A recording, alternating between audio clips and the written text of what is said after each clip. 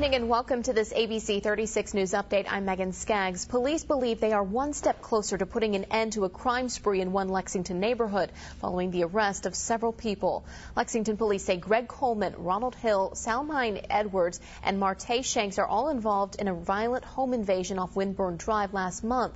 Coleman and Hill are also charged with rape. 2 women were also arrested with the suspects, but police do not believe they were involved in the burglary. Now, victims told police that 2 men broke into the home last month through a back window armed with handguns.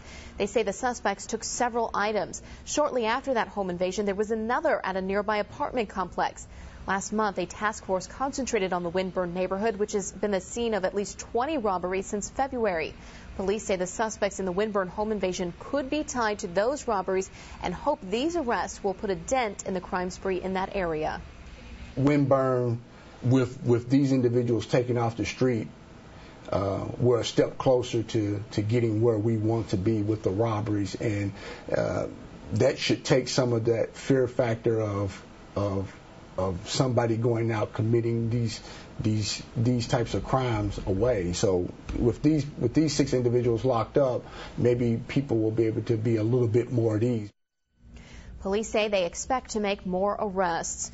Revealing text messages from the daughter of a former state lawmaker accused of gunning down his ex-fiancée in Lexington have just been released. Steve Nunn is accused of killing Amanda Ross outside her Lexington home back in September. According to records obtained by the Lexington Herald Leader, Mary Nunn, the daughter of Steve Nunn, sent a text message shortly after Amanda Ross took out a protective order against Steve Nunn, saying he was going to lose his job if the charges were not dropped. The newspaper reports Ross replied that the charges, once filed, cannot be dropped. Those records also reveal she told Mary Nunn, quote, "He did some terrible things to me many times.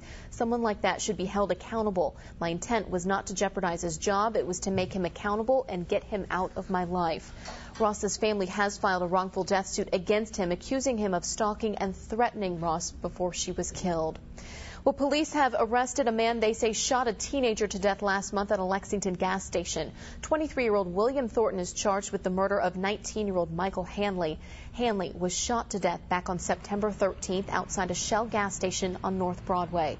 Police released a surveillance picture of the suspect shortly after the shooting and named Thornton as a person of interest in the case.